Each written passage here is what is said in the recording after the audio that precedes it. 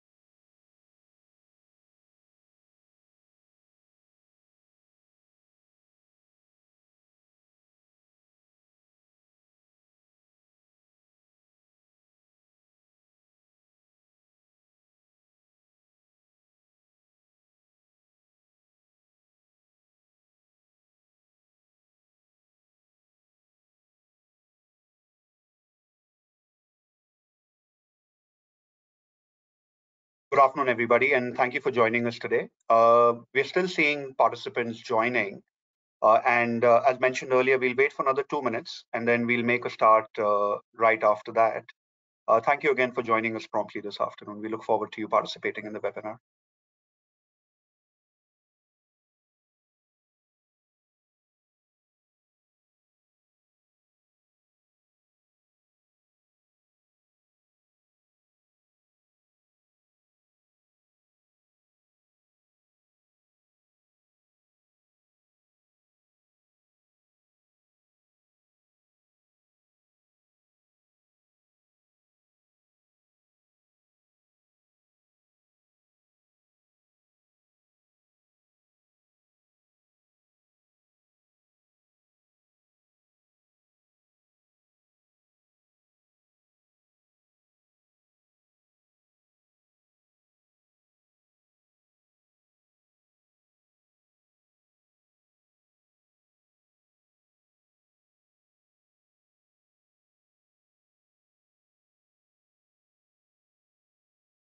All right, good afternoon, and let's make a start. We don't want to make those of you that have joined us promptly and on time today to wait any longer.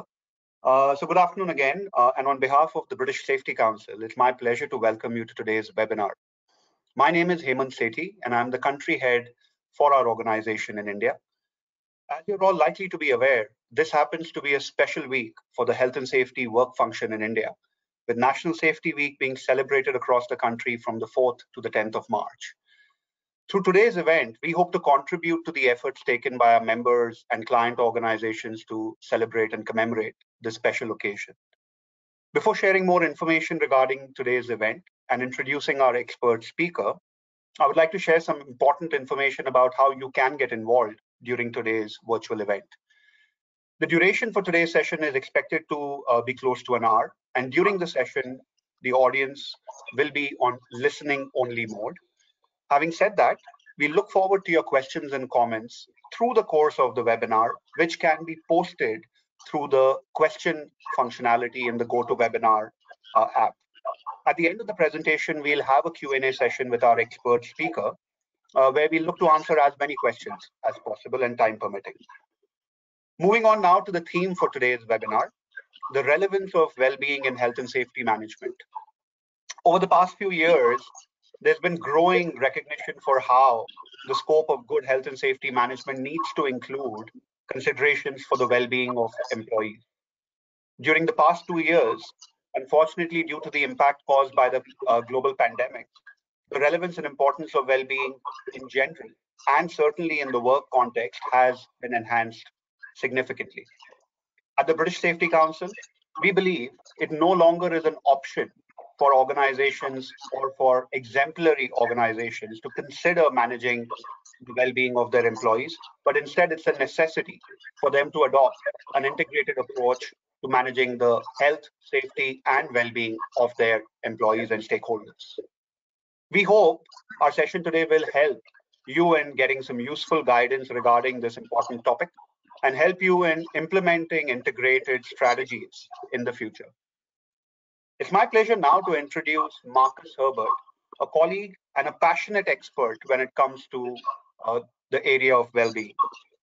Marcus is the head of well-being at our organization, the British Safety Council, based out of our head office in UK, in London, in the UK. He's now been with our organization for over 6 months, during which time he's led the strategic development of our well-being function.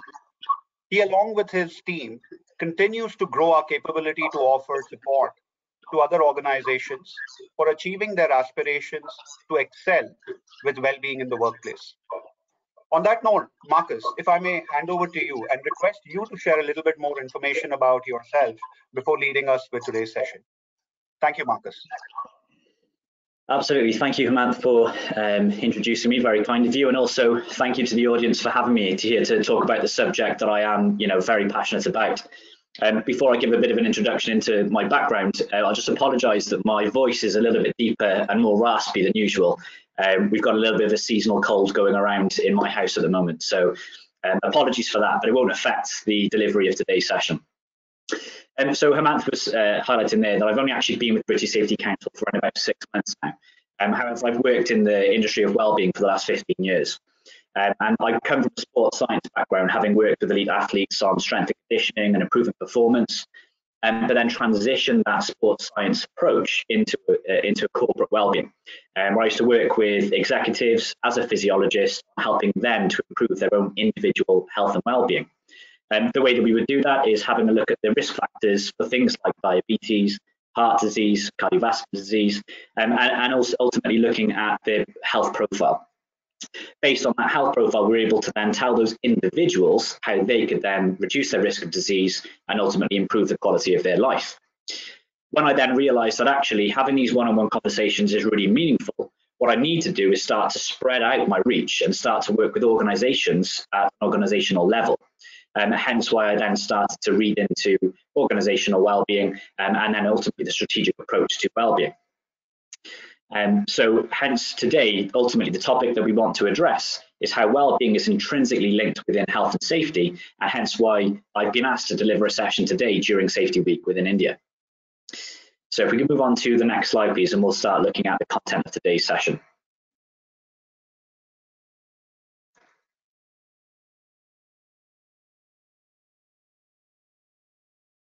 And just for the benefit of the audience, there is a slight delay between the talking and the slides. So apologies that we'll just kind of work through it. But, herein lies the one of the things with delivering virtual sessions.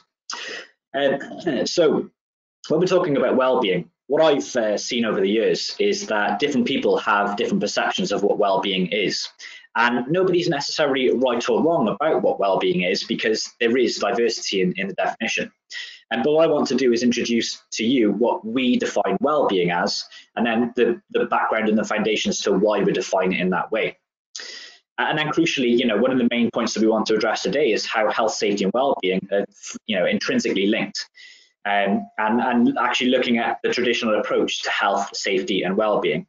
And then actually looking at the research behind the benefits of actually looking at them as a single conversation.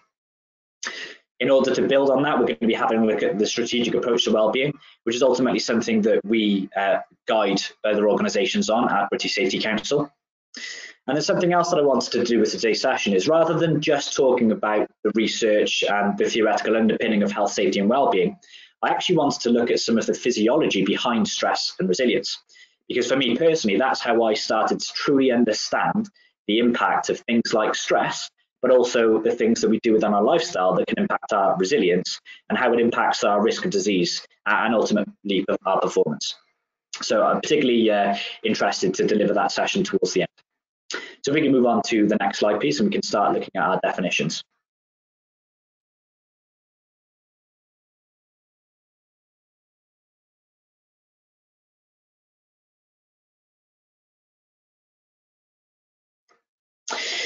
So when we're talking about health and safety, I think most of us would probably be able to piece together what do we actually mean by health and safety.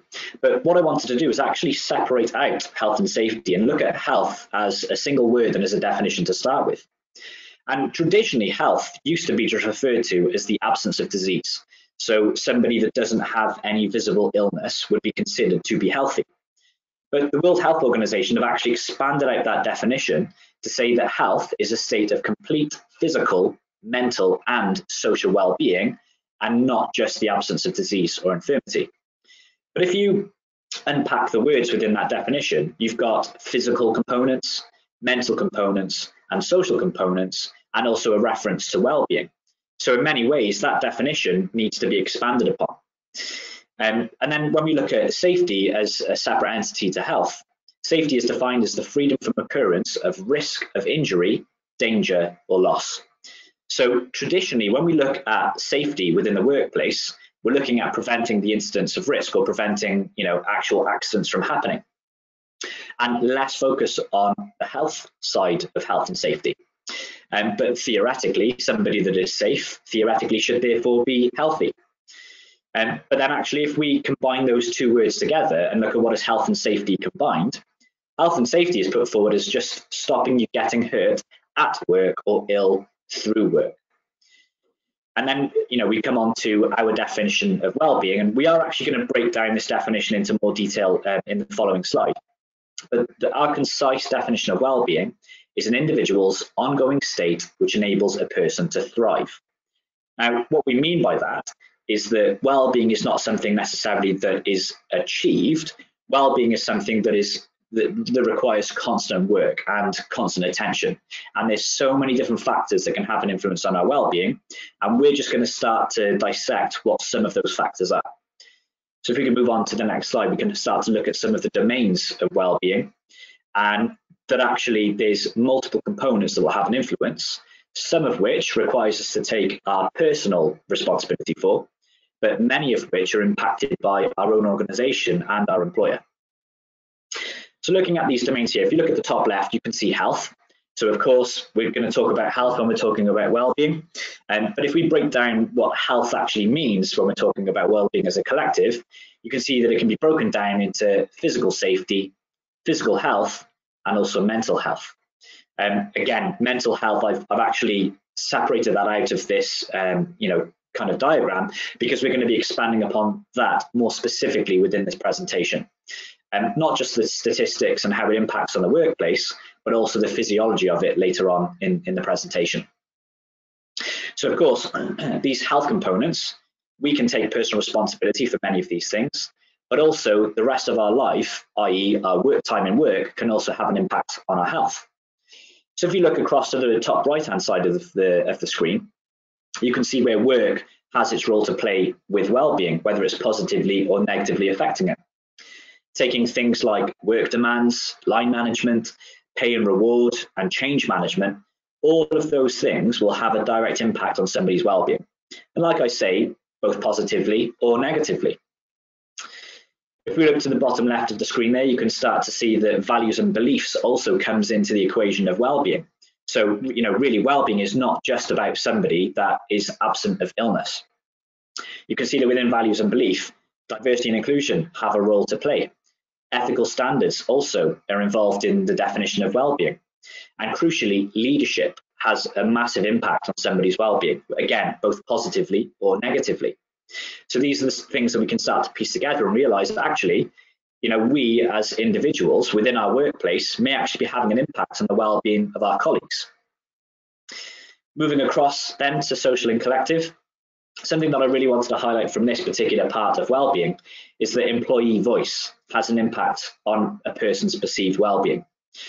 Generally speaking, within a workplace, there's a component called psychological safety. And within workplaces, if there is good psychological safety, it's where employees feel comfortable and safe to be able to voice their opinions and not think that it's going to be held against them when it comes to their performance reviews or the relationship with their employer. Of course, being done in a constructive way can result in positive improvements within the workplace and therefore improvements in the workforce well-being.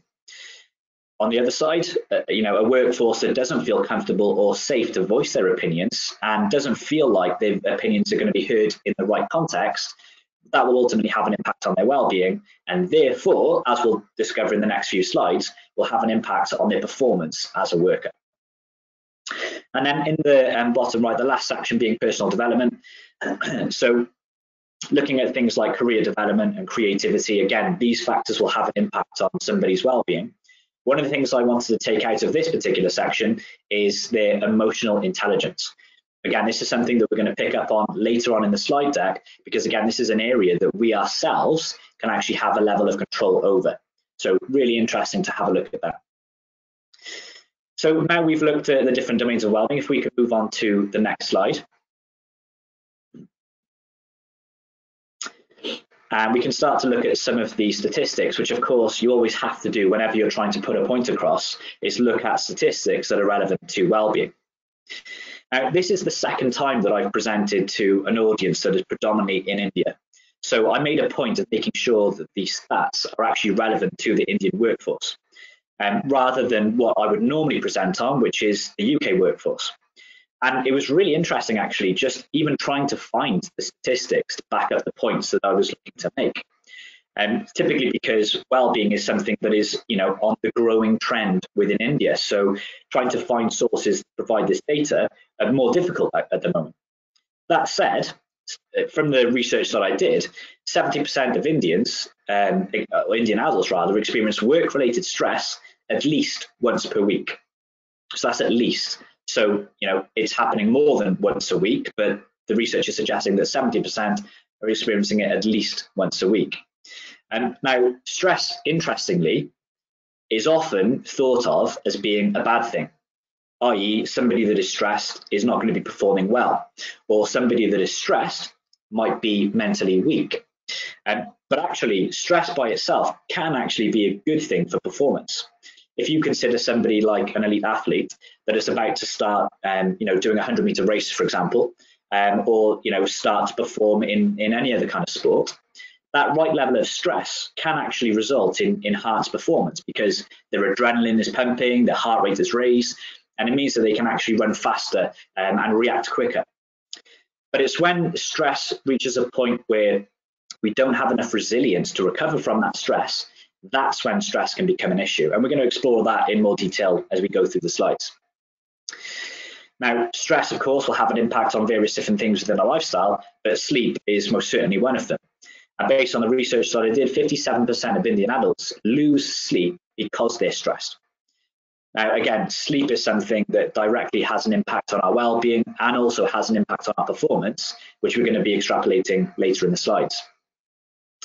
Now, looking at the actual cost of mental ill health within the workplace, the World Health Organization have estimated that the economic loss due to mental health conditions is over $1 trillion between 2012 and 2030, which is hard to even fathom that amount of cost is associated with mental health conditions within the workplace.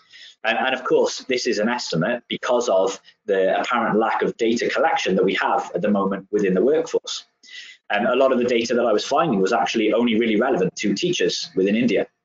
So I think this is an area that, as time goes on, we'll be able to extrapolate more data. But even just this as an estimate at the moment, is really important to consider.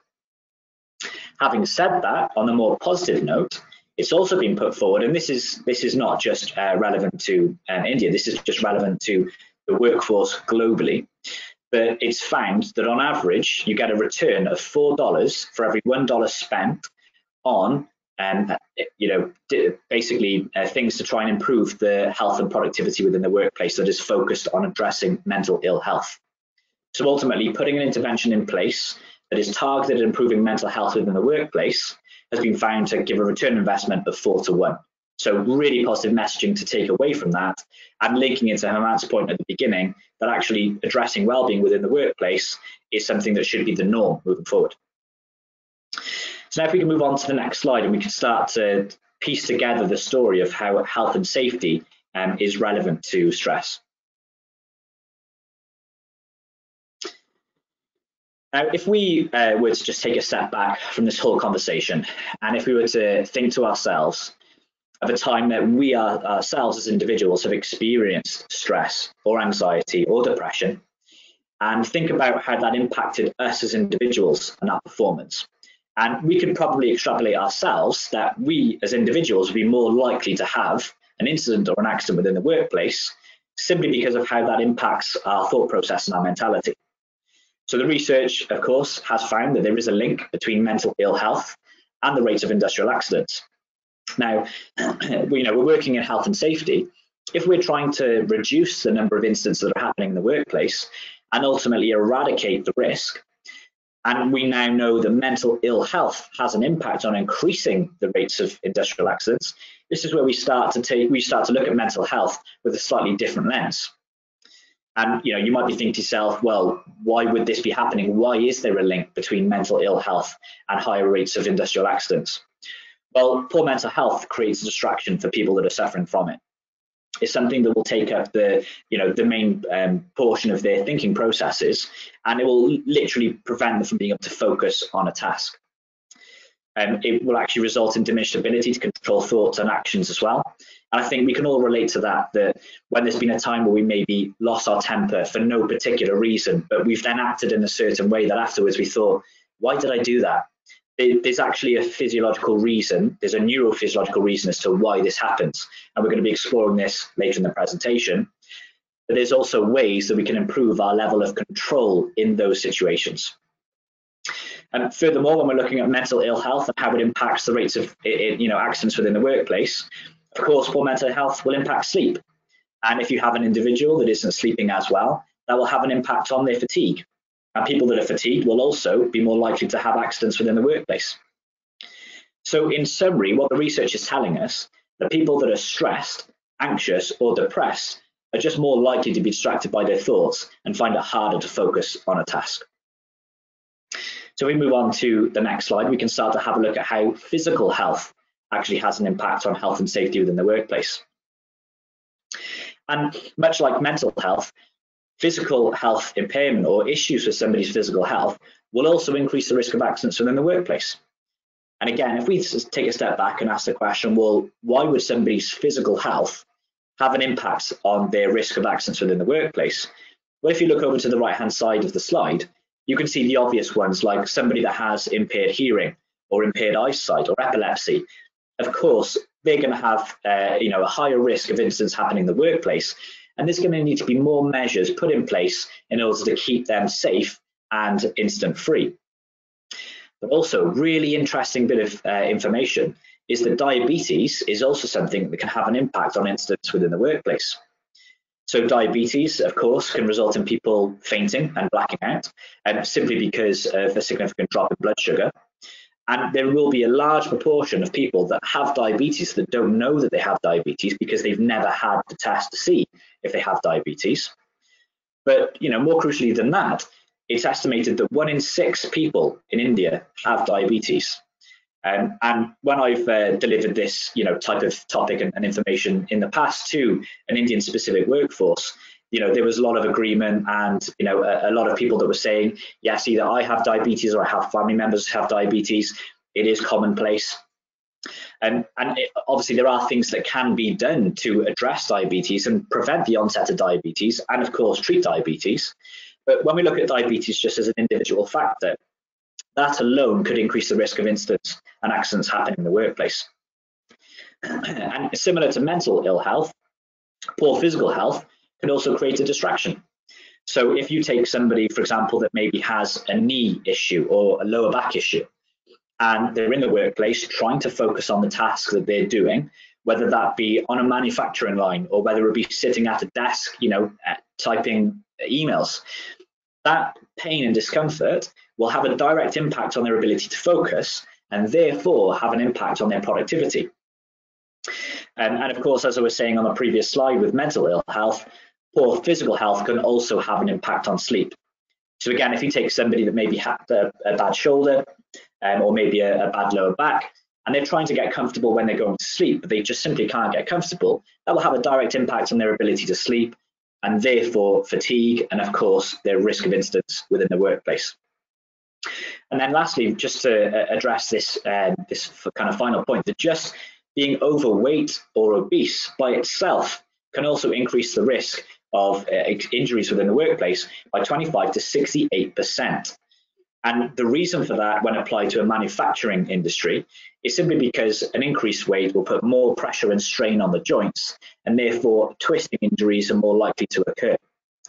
So again, this, what we're really trying to put across here is that well-being directly has an impact on risk of incidents within the workplace. And the best thing about well-being, which is one of the main reasons why I have an interest in it, is that we can actually do things about these factors to reduce our risk and ultimately reduce the rate of incidents within the workplace. Before we start looking at some of those factors, what I wanted to do now, if we move on to the next slide, is start to look at how mental health has an impact on physical health and vice versa. So when looking at mental health within its impact on physical health, what the research is telling us is that people that have severe mental illness, things like bipolar disorder and major depression, actually have a 53% higher risk for cardiovascular disease than healthy controls. Now, this comes down to physiological level, which again, we're going to be exploring when we move on to the latter end of this presentation, where we start to have a look at why there might be an increased risk of inflammation within the body when somebody is experiencing mental ill health. But also, although it's more of an extreme and less occurring case, people with schizophrenia have also an increased risk of death from cancer. And again, this all comes down to the increased inflammation that is associated with mental ill health and the impact that it has on your hormonal levels within the body, and therefore the chance of damage within the cells to the body, and therefore the risk of disease. Now, you could argue that in this instance, with something like schizophrenia, it may be that things like cancer are just less likely to be picked up. But in reality, it comes down to a physiological level that inflammation and mental health is going to have an impact on that person's physical health. So if we move on to the next slide, we're now going to have a look at the relationship in the opposite order of how physical health has a direct impact on mental health. So one of the things that, again, we're going to explore a little bit later in the presentation is that not being able to exercise because of a physical ailment, let's say, a knee injury or an ankle injury or a lower back injury, somebody that has one of those injuries is less likely to exercise because of the discomfort. Makes perfect sense. But then because of the fact that they're unable to exercise, they won't be then getting a release of this magical hormone called serotonin, which is a really feel-good hormone, which is directly associated, well, the lower levels of serotonin is directly associated with an increased risk of mental ill health. And then, of course, just to exacerbate that as an issue, the chronic back pain alone is associated with an increased likelihood of depression and other mental health issues.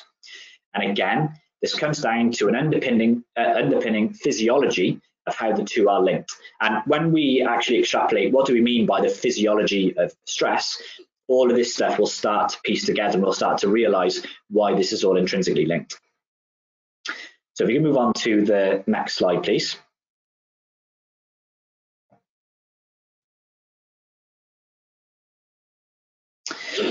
And again, onto the next slide. And what we're going to start to look at now is that now that we've explored what health is, what safety is, what health and safety is, what well-being is, we can see that because they can be all individually defined, traditionally, they've actually been approached as individual areas. And when looking at well-being, traditionally, that would be the focus of the occupational health and safety professionals within an organization, if there are those professionals within an organization. But we would typically look at well-being as something that is reactive.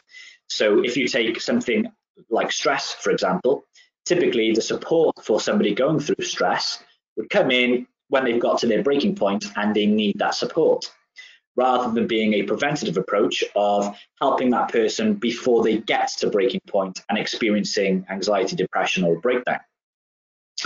And in many workplaces, if they have safety programs and if they have wellbeing programs, still to this day, they are being kept far apart from each other.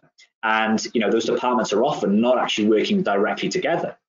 Well, why would that be considered to be an issue? Well, if we move on to the next slide, we can start to see the impact of approaching these things as separate entities. So this is the World Health Organization Healthy Workplace Framework and Model. And they've actually combined an unhealthy workplace and an unsafe workplace into a single conversation, or a single diagram rather, and looked at the impact that each one of these areas is having on the success of a business. So just looking at the diagram, if you go straight from the very first box on the top left, which is unhealthy and unsafe workplace, and you go directly across to work-related stress, before you go across again, just go straight down and avert your eyes to work-related stress by itself.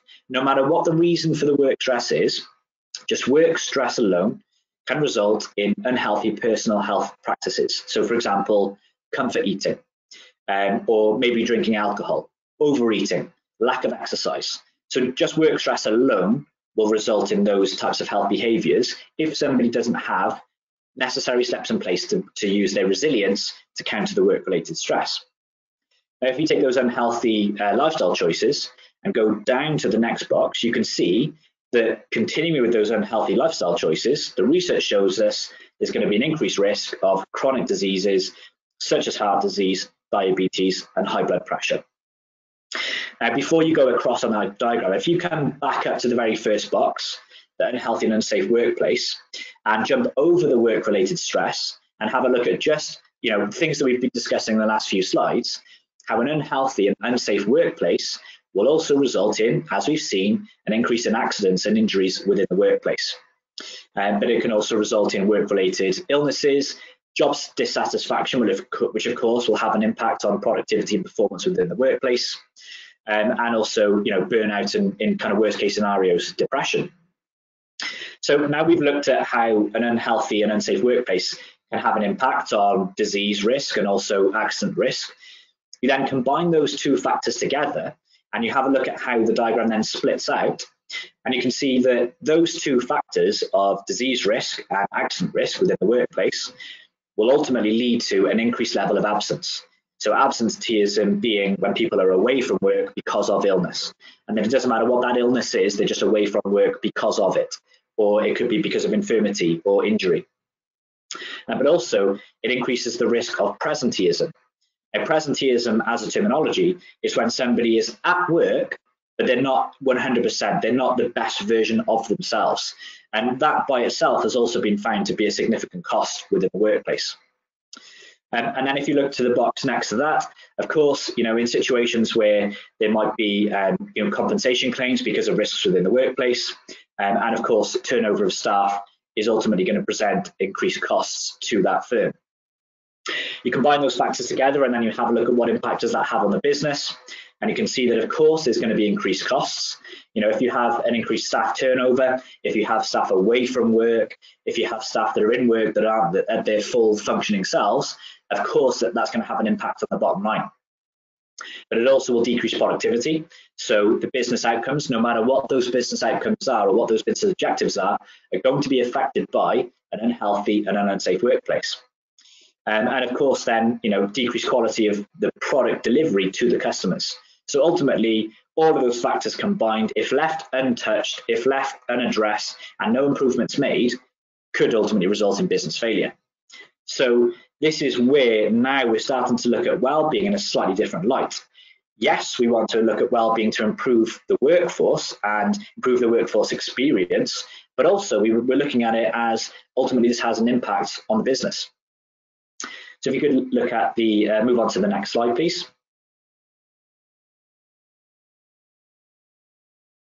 And we'll start to look at why are we even combining these conversations, in the first place. If the traditional approach is to look at health, safety, and well-being as separate entities, why are we trying to combine those into one conversation?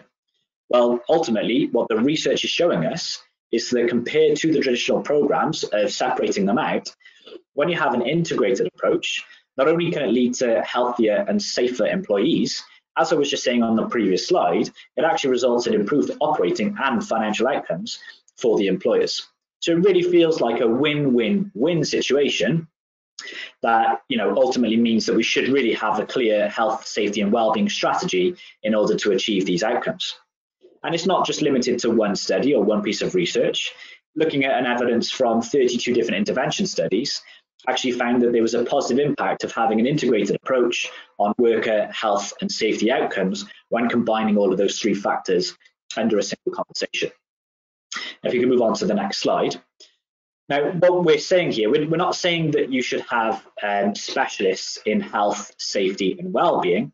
What we're suggesting is that with the specialists that you have in health, safety and well-being, if you bring all of those components together and have a multifaceted approach, that ultimately will lead to sustainable and even increased employee health. So it's not trying to look at them all as an individual subject, it's actually just combining them all into the same conversation because they all have an impact on each other. And if we move on to the next slide, please.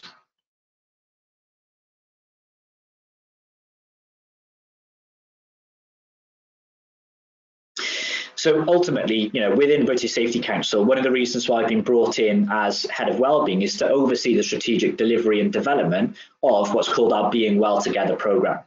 And the Being Well Together programme has been put together specifically to help guide companies on putting together a successful wellbeing strategy following a 10-step model that will ultimately allow them to find out what would be the most successful thing to do. And typically when we're talking about wellbeing, companies will often look at what interventions they can provide to their employees. That might be an employee assistance program. It might be providing yoga classes within the workplace. It might be providing, free fruit on certain days of the week. And, by themselves, those are really nice things to have for the employees, but they might not be exactly what the workforce needs.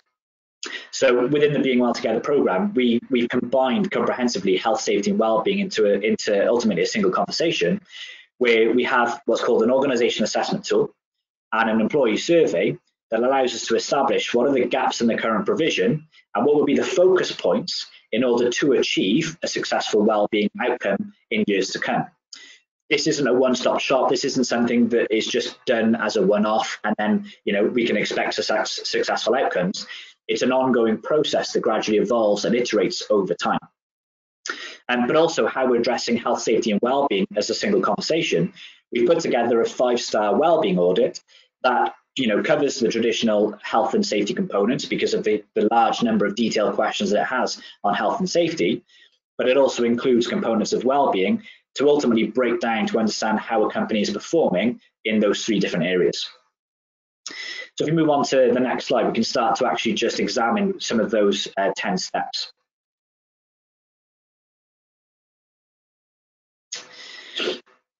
So these are our 10 steps to a successful health and wellbeing program.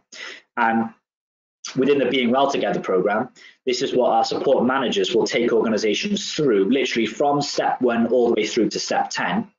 And rather than going through each of these individual steps and breaking down the detail, I'm just going to give you a high-level overview as to the idea behind these 10 steps.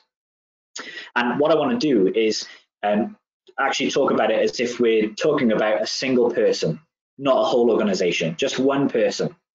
And this links to my history of working with individuals and helping them as a person reduce their risk of disease in the future. And as you can imagine, out of the thousands of health assessments that I used to do, there would never be the same conversation across all of those people. There would always be individual bespoke conversations, as it should be when you're looking at an organizational level. All organizations will require different outputs, but the steps to produce those outputs ultimately follow these 10 steps. So if you take that individual, they've come in to see me for a health assessment, and they themselves don't really know what they want to get out of the assessment. Ultimately, they just want to find out, am I doing okay? Do I have any areas that I need to be concerned with? At the moment, I try to eat healthy most of the time. I try to do a little bit of exercise here and there, but there's no structure to it. I just generally try to be healthy where I can.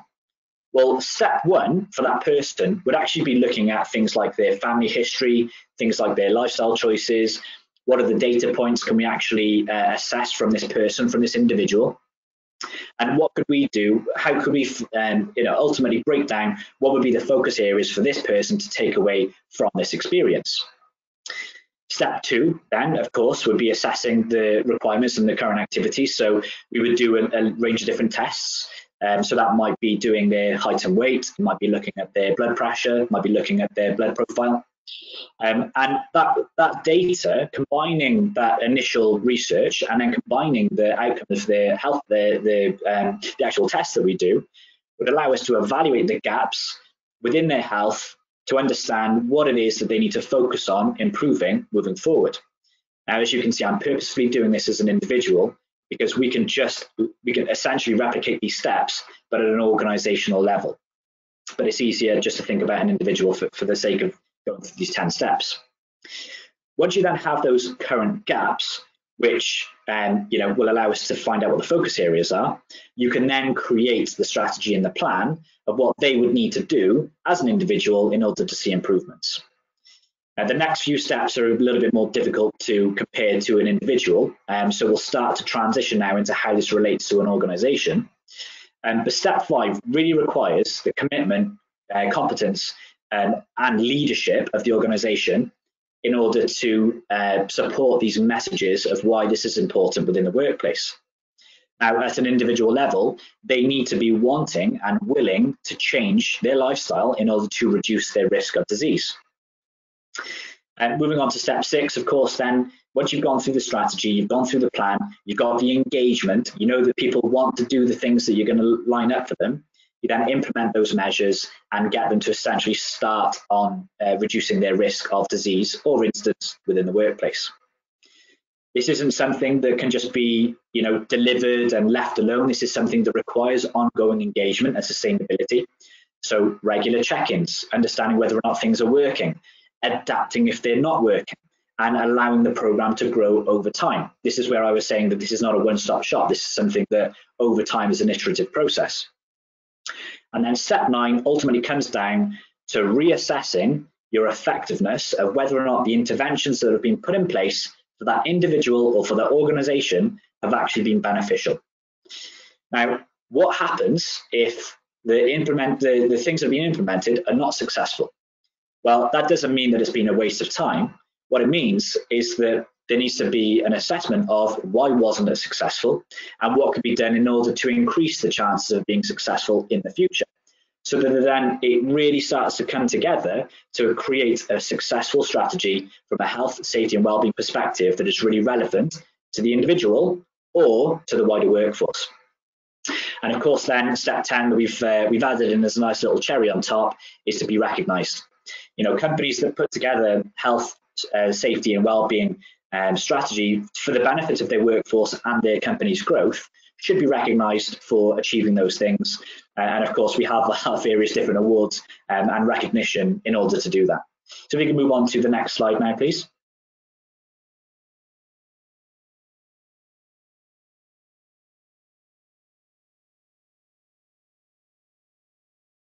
So ultimately, bring this whole conversation together.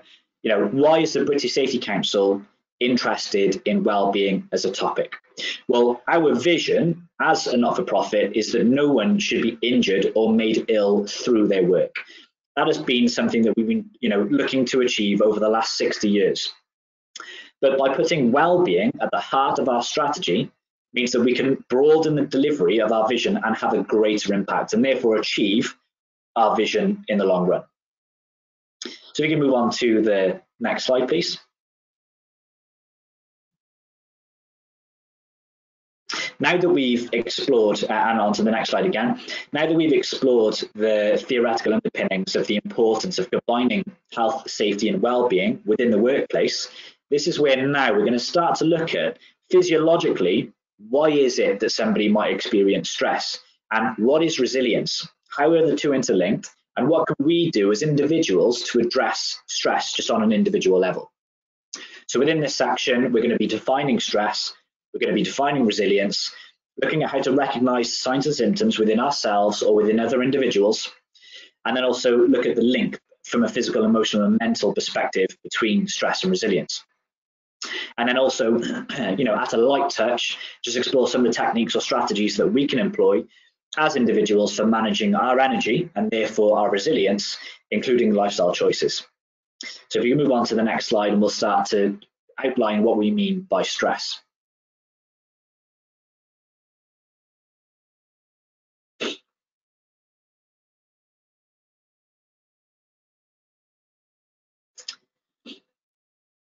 Okay, the slides have disappeared from my screen, so I'm just going to see if there's a connection dropout that might be happening. Okay, there we go. So the slides are back up on my screen. Apologies for that. So when we're talking about stress, stress can be defined as the non-specific response of the body to any demand for change.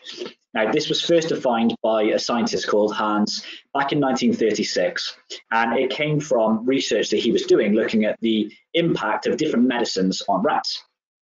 And what he was finding within his research was that rats would have the same physical impacts or ailments no matter what the overexposure of the medication was. So they were getting ulcers on their stomach, significant weight gain, and ultimately showing, similar behavioral changes no matter what the medication was. So then started to explore that as a concept in a bit more detail and thought, well, actually, if all these different medications, despite their different intended output, is having the same impact on the rats, maybe I should explore if different circumstances have those same impacts. So, going back a long time ago now, and he was looking at the impact of extreme cold on rats or starvation on the rats, and was finding that, again, those same physical ailments were occurring no matter what he defined as the stressor was. So ultimately, Hans is considered to be the father of defining stress. So again, the non-specific response of the body to any demand for change being a key word in that. But then also to extrapolate that on a personal level, a person experiences stress when a perceived demand exceeds a person's perceived coping abilities. Now, the best way to give you an example of this is that if myself and say Herman went on to a roller coaster, Herman might absolutely love that roller coaster and he might get so much enjoyment out of it. The thrill, is intoxicating, has so much fun, and he's laughing. I, however, know for a fact that I would be screaming like one of my daughters. I would be petrified and I would be experiencing a real stress reaction because I don't feel safe on a roller coaster. Now, the roller coaster itself is the same, but our perception of that experience differs between the two. So stress is often very much down to a person's perception of a situation. So that's quite key as well. Now, if we can move on to the next slide, we'll start to look at the opposite to stress, ultimately, which is resilience.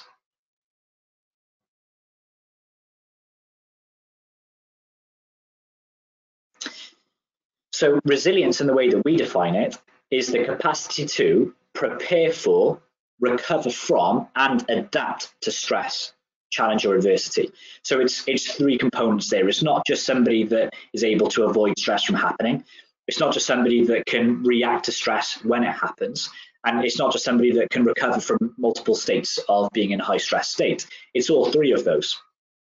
And resilience, the way that I like to look at resilience, is almost like a rechargeable battery. So when you're going through a period of stress, no matter what it may be, whether it's work stress, whether it's personal stress, whether it's family stress, doesn't matter what the stressor is, ultimately that uses up the charge on your battery.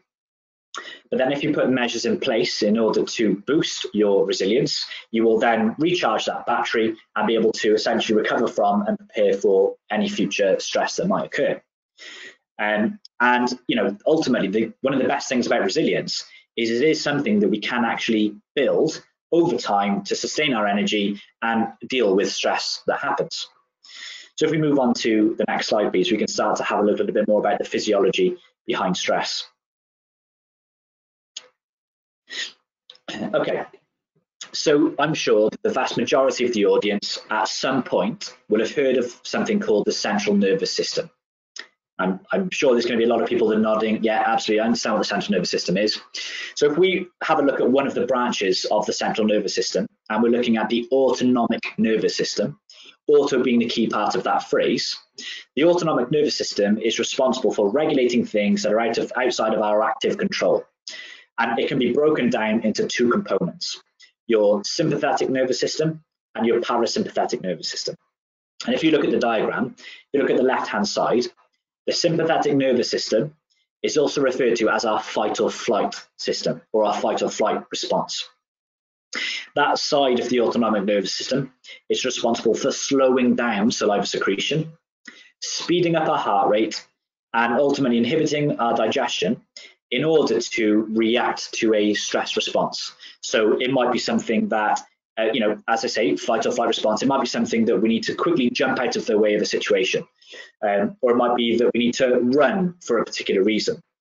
And our sympathetic nervous system will give us the energy our body needs in order to perform in that situation. This is where I was talking about the example earlier, that if you had somebody that was about to run a race or play a sport, their fight or flight system is more likely going to be engaged and switched on in order to help them to perform as an athlete. And then the opposite to the sympathetic nervous system is the parasympathetic nervous system. That literally does the opposite in that it increases saliva secretion, it slows down the heart rate, and it facilitates digestion. Now, the crazy thing about these two systems is that they are both operating at the same time, but in response to stimulus. So if in this situation right now, if something was to make me scared, my sympathetic nervous system would become the dominant system, my heart rate would increase, saliva secretion would decrease, and then the body's not focusing on digestion, the body is focusing on directing blood to the working muscles in order for me to be able to perform. And because those two systems are both actively influencing the body at all times, that has an impact on the way that our heart rhythm appears, and therefore it's something called our heart rate variability. So there are very, very subtle differences between the time intervals of every single heartbeat.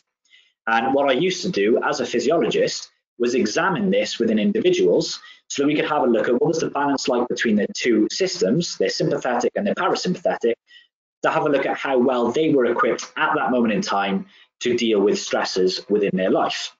And the reason why we're introducing this topic right at the very beginning of talking about the physiology of stress is that because there are certain lifestyle choices that actively have an impact on both the activity of our sympathetic nervous system and the impact of our and the activity of our parasympathetic nervous system.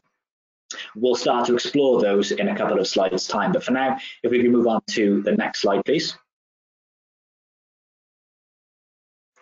What I wanted to now look at was something that I referred to earlier in the slides of why mental ill health will have an impact on our ability to focus on a task. This is the neurophysiology behind it. So within our brain, as you can see on the diagram, there's an area of the brain called the thalamus. Now, the thalamus is responsible for taking in all sensory input. So any one of your senses that goes, that's giving information into the brain will go via the thalamus.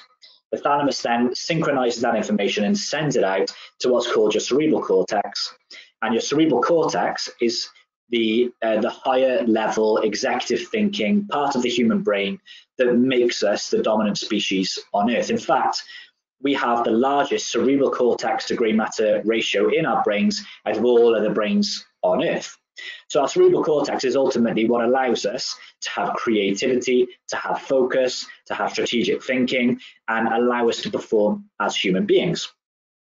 Now, interestingly, chronic stress will have an impact on our heart rate variability to a point where it reduces the synchronicity between the thalamus and the cerebral cortex. So that literally means that chronic stress directly has an impact on our ability to think clearly, or tap into certain memory processes, or be able to do fine motor tasks. But also chronic negative emotions separate to stress can also reduce our heart rate variability.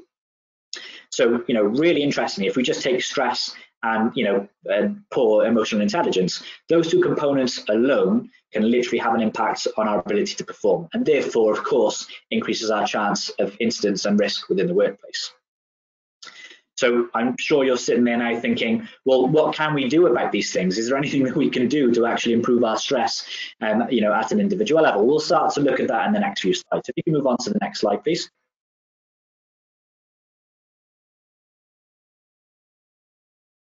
So before we, start looking at the lifestyle factors that impact stress, what I wanted to do is highlight some of the symptoms or signs of stress so that we can identify it in ourselves as individuals, but also we can recognize it in team members or family members or friends. And because recognizing it and accepting it and addressing it, ultimately is the way to be able to improve your response to stress. Now that we've explored some of the physiology behind stress, some of these signs and symptoms, you'll be able to see why they happen. So if we take, the heart beating faster as an example, we know that the fight or flight system within the body, the sympathetic nervous system, is responsible for increasing our heart rate. So by association, a heart beating faster for no particular reason might be a sign that stress is occurring. A dry mouth, of course, if the sympathetic nervous system is responsible for decreasing saliva secretion, if we get a dry mouth in certain situations, yes, it might be that we need to drink water, or it might be some form of vitamin deficiency, but it could also just be that we're experiencing an acute moment of stress. Digestive problems, again, looking at the physiology as to, what is the sympathetic nervous system responsible for doing? Well, it inhibits digestion. So if we get digestive problems, then of course that might be suggestive that in that moment we might be experiencing stress. But then also things like shoulder tension, disrupt sleep, or erratic behavior, all of these factors are signs that we as an individual might be experiencing stress in that moment. But it doesn't mean that we can't do something about it. We're going to start to explore what can we do in order to address stress and therefore boost our resilience. So move on to the next slide, please.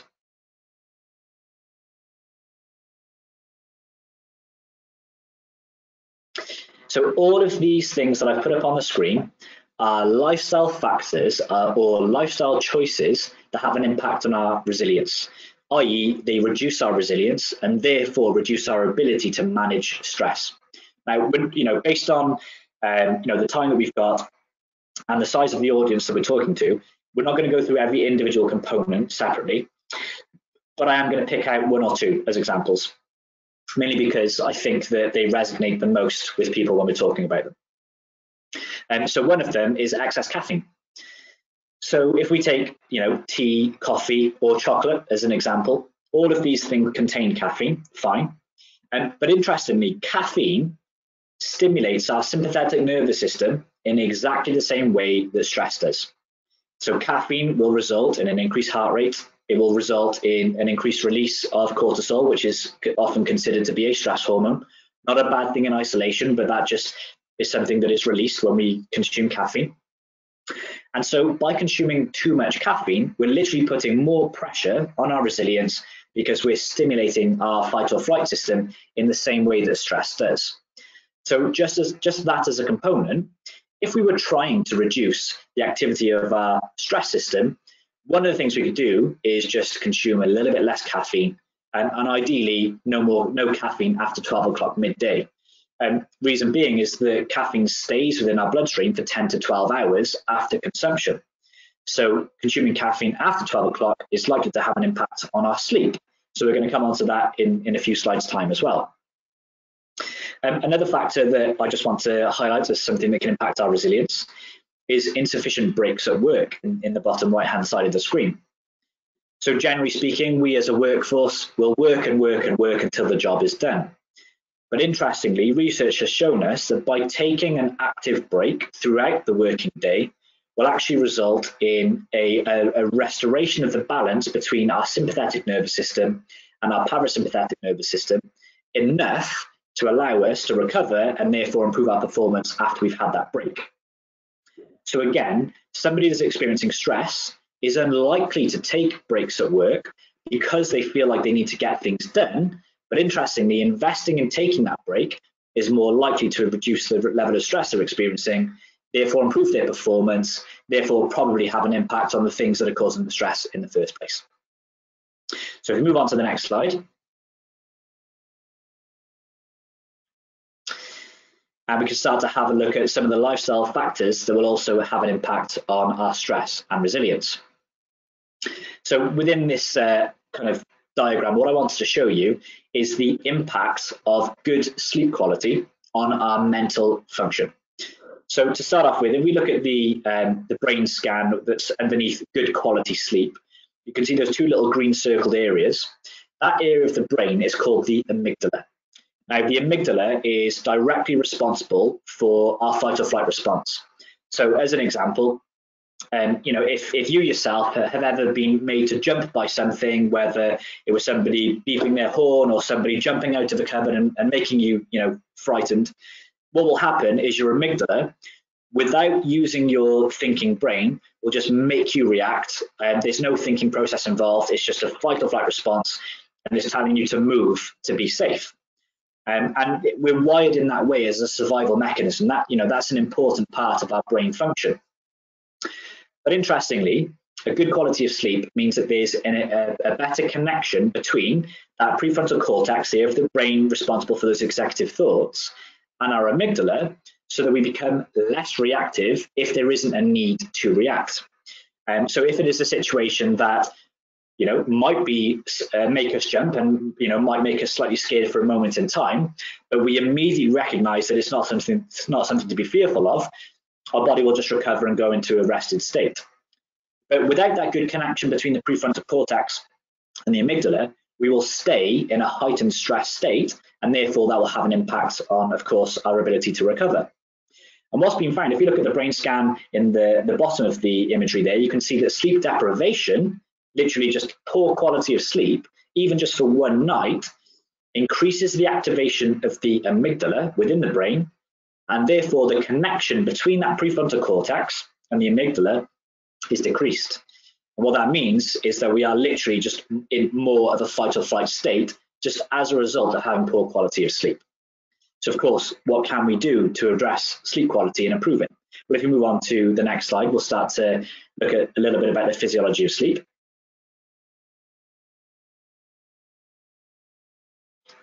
And again, without going into the direct details of each of these stages of sleep, what I wanted to show you is that when we go to sleep, it's not as simple as our eyes close and our body just goes to sleep. We actually go through different brain waves that then represent different stages of sleep. And the most important brain wave is non-rapid eye movement 4, which is right at the bottom of this diagram. That's the most important brain wave because that is where restoration occurs. That is where our blood pressure is reset. That's where we have cognitive recovery from the day. It's where we can restore memories that we've literally created in the day before. And it is literally where all the magic happens. However, looking at this diagram, as you can see, caffeine, stress, sugar, alcohol, all of those things directly prevent the brain's ability from reaching into what's called delta brainwave activity, which is stage 4 non-rapid eye movement sleep. So by addressing our caffeine intake, by doing things to improve our stress and resilience, by limiting our sugar intake and addressing alcohol intake as well, all of those factors can help to improve our sleep quality and therefore have an impact on our resilience the following day. So we move on to the next slide. We'll start looking at a few of the other things that we can do to improve our resilience. One of the best things that we can do, which is ultimately free and something that can be done in many different formats, is just perform some level of exercise or movement. So it doesn't have to be training like an elite athlete. It just needs to be something that raises the heart rate above resting levels. And the global recommendation for minimum exercise is 2.5 hours of moderate intensity per week. So that's 30 minutes, 5 times a week. And it's just raising the heart rate above resting levels. That's all we need in order to see an improvement in our resilience and therefore an improvement in our stress management. We'll touch on the physiology behind that in a coming slide. But also, if there isn't time to do the 30 minutes 5 times a week, if you increase the intensity and make the heart rate beat faster and then reduce the length of the session, that has also been found to have the same level of benefits. However, avoiding that higher intensity before bedtime would be advised because of the way that it stimulates that cortisol release and therefore can have an impact on sleep quality. Before bedtime, ideally things like yoga or light resistance exercise would be better because it doesn't stimulate the heart rate as much as, say, going for a run or a cycle, for example. We move on to the next slide, please.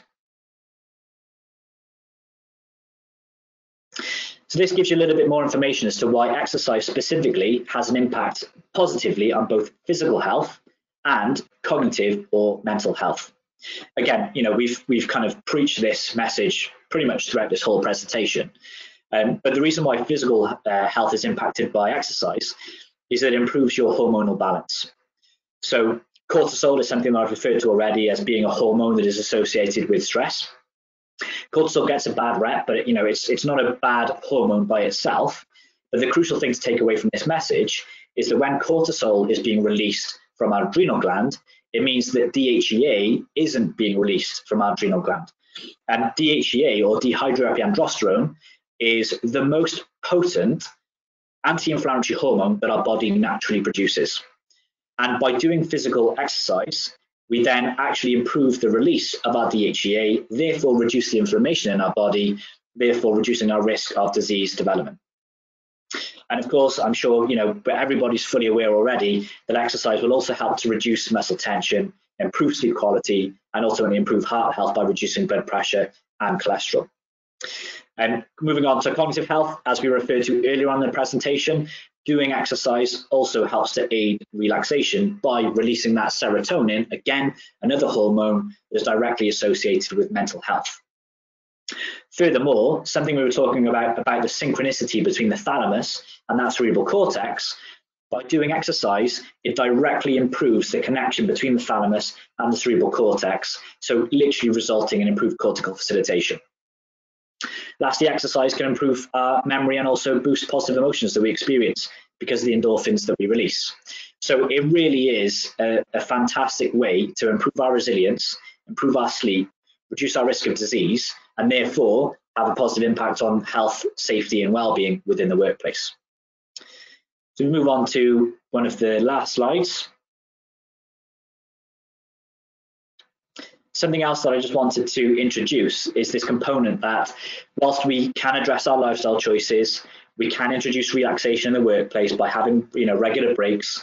We can address factors that are outside of our perceived control, but we can also do things that directly improve our emotional intelligence. So if you move on to the next slide, we're just going to talk a little bit about mindfulness. So mindfulness, for a start, is not meditation. They are two separate things. Although there are similarities, mindfulness as a component is different to meditation. Mindfulness is simply being able to focus on the present moment. We as human beings are guilty of, a lot of the time, thinking about what's next. Even when somebody's talking to us, we're thinking about what are we going to say back to that person as a result of them talking to us. When we're in meetings, we're thinking about actions that we're taking away from meetings and what we're going to do after the meeting. When we're eating, we're thinking about what I'm going to do when I finish eating. A lot of the time, we're thinking about the future. And that's fine for developing strategy and being effective, with completing tasks. But actually, performing 8 weeks of mindfulness training has been found to significantly increase density in brain areas involved in learning and memory processes and also emotion regulation. In fact, it literally directly has an impact on our brain physiology to the point where it improves our resilience.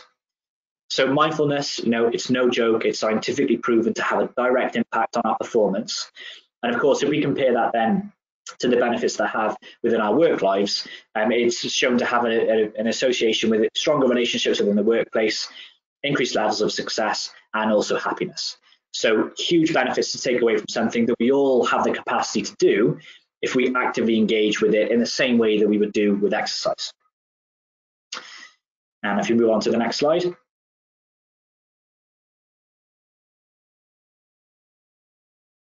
And bringing this whole message together, today we've had a look at well-being as a definition and how it covers so many different areas that ultimately it's something that we should look at as a multifaceted, and we should take a holistic approach in order to improve our chances of success and ultimately business outcomes. But also well-being, as a separate entity is one area to focus on, but when combining it with health and safety, it's ultimately going to result in more optimal output. And then lastly, if we can understand the balance between stress and resilience at an individual level and at an organizational level, then we've got a better chance of being able to influence resilience and reduce stress, and then ultimately reduce the chances of incidents and injuries within the workplace. So thank you very much for your attention and time today. Apologies for running slightly over, but I think if we bring Hemant back on now, we might be able to answer some questions if people have got time. Marcus, thank you so much. Really appreciate you taking the time to do this, and especially with you not keeping at your very best today. If you just give me a second, I'm going to plug in my headset. I think there might be a bit of feedback on the call. So if you just give me 1 second. Great, thanks, Hemant.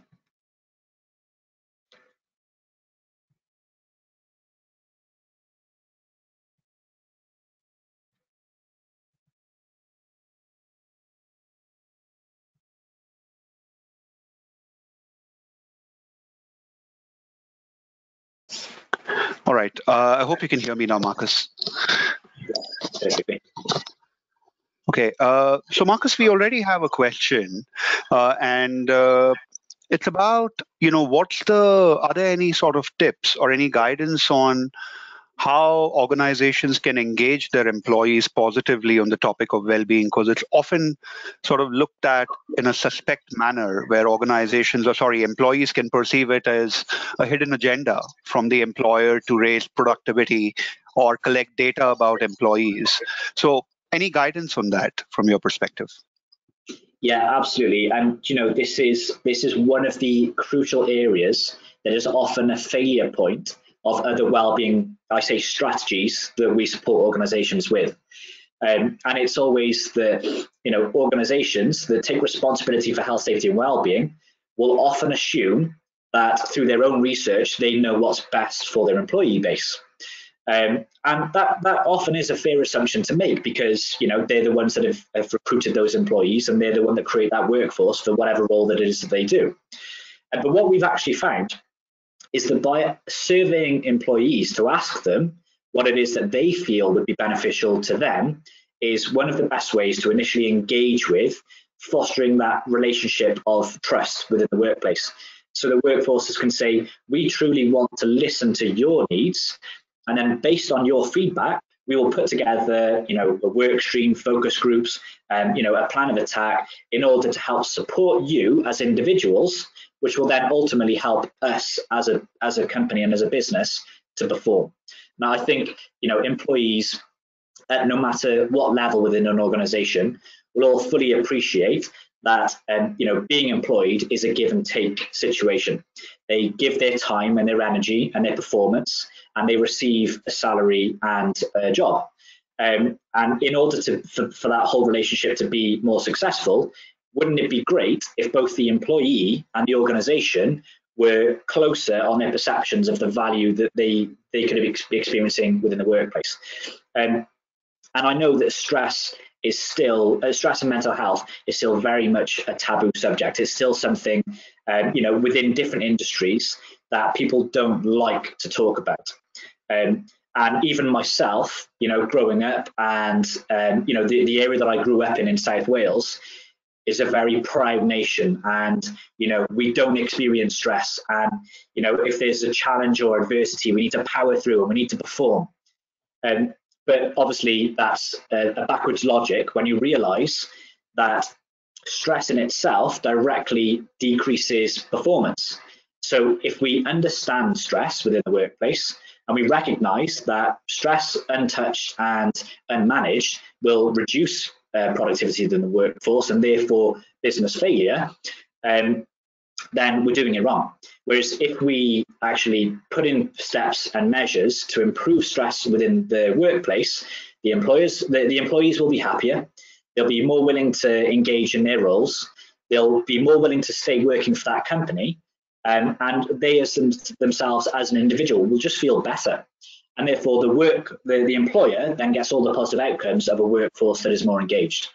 And so, of course, within the Being Well Together program, one of the things that British Safety Council have put together that's currently rolled out within the UK, part of that is surveying the employees as well as surveying the organisation in order to establish the gaps, to then find out what are the initial focus areas to improve that engagement within the workforce. Thanks, Marcus. And I think you've already touched upon another question that was about the sort of taboo around mental health, which is very, very, I think, relevant in India as well. So thanks for touching upon actually that as well.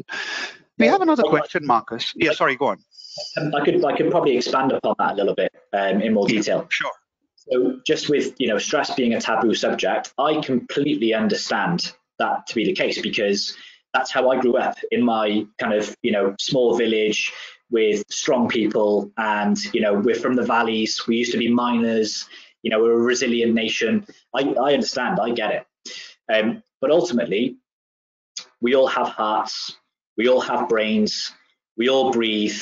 We all have blood. We all have the same physiology down to the very core of it.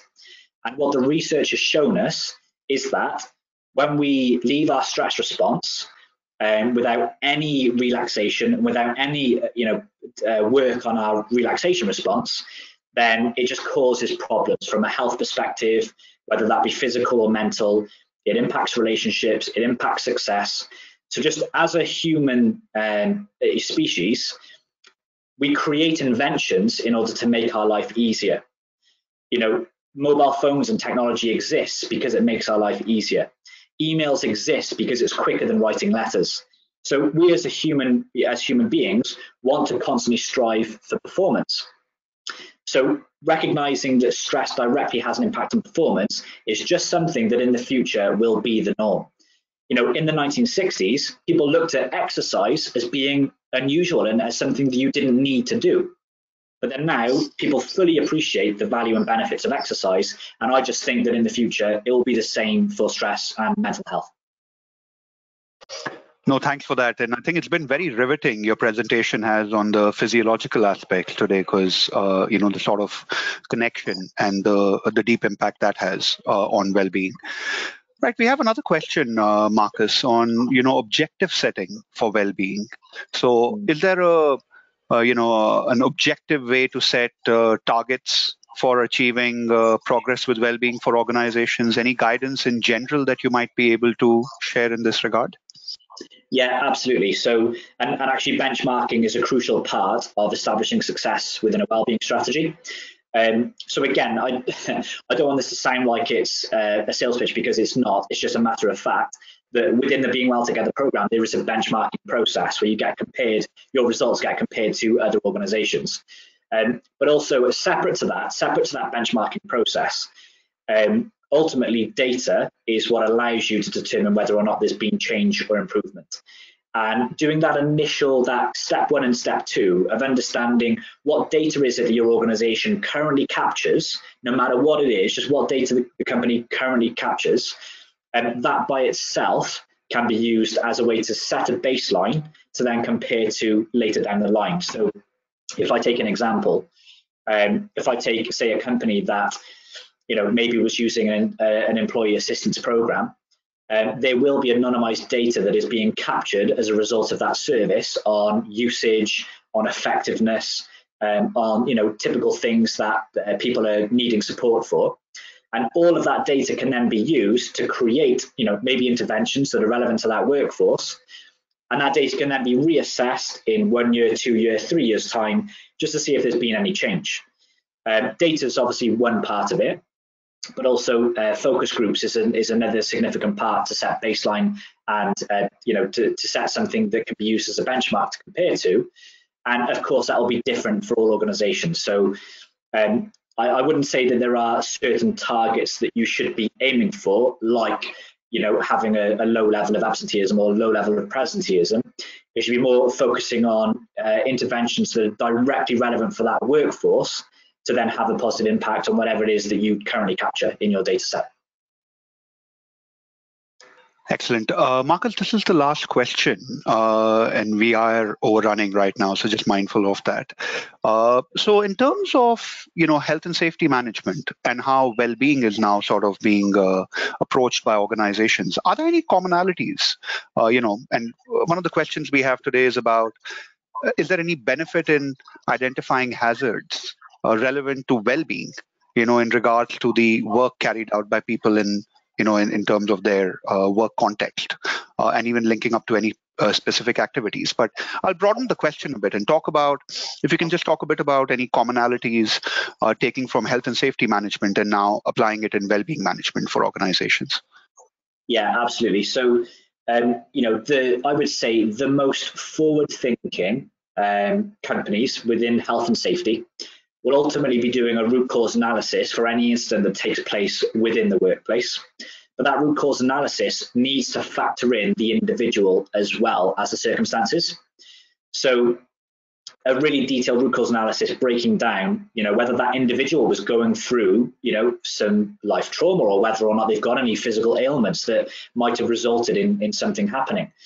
That level of, right down to the detail can then help to inform, specific risk avoidance within the workplace based on the data that's being collected. And as time goes on, we will start to see more studies that are directly showing specific well-being factors that have a specific risk, within the workplace. At the moment, the data is still young, looking at the connection between the two, and it's looking at things more globally, i.e., somebody that is stressed is going to have an increase in incidence within the workplace. But do we know what the reasons for the stress were? Because ultimately, then that down to that level of detail, the reasons for stress will be different for different people because of their different perceptions, because of their different life circumstances. So, you can get right down to the detail, and ultimately getting that data capture at your organization is going to be more valuable than, setting boundaries that are based on research that has been captured already. And of course, when you're talking about risks within the workplace, even if you have the target of not having any incidents within the workplace, the chances are you still might get those incidents, and it's really important to capture them as incidents so that they can be learned from, rather than not capturing them as an incident in order to achieve the goal of 0 incidents within the workplace. Marcus, thanks so much. I'd again like to thank you. I think you've clearly taken the time to research for India, including have data which is relevant to the India region, and I'm sure that the audience has found it really beneficial to hear from you today. And again, thanks for doing this despite not being in the best of health today. Really appreciate it. I would like to again thank the audience for joining us today. Sorry about us overrunning, but we hope that you found the topic very informative. Just a couple of things before we sign off for today. So as you exit the GoToWebinar session, you would have a feedback form, and we would request for your feedback, to be able to apply that in future sessions that we deliver. We will also be sharing a recording of the webinar, which will be helpful for you to go back over any part of Marcus's session today and review it once again in detail.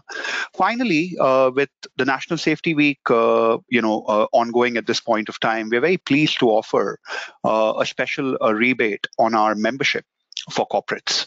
So as it says on the screen, there are several benefits of our membership program. One of the key ones being, forums of this kind, which we look to have more regularly and on various topics. So do make use of this. You can get more information through contacting us over the email address or the phone number mentioned on the screen.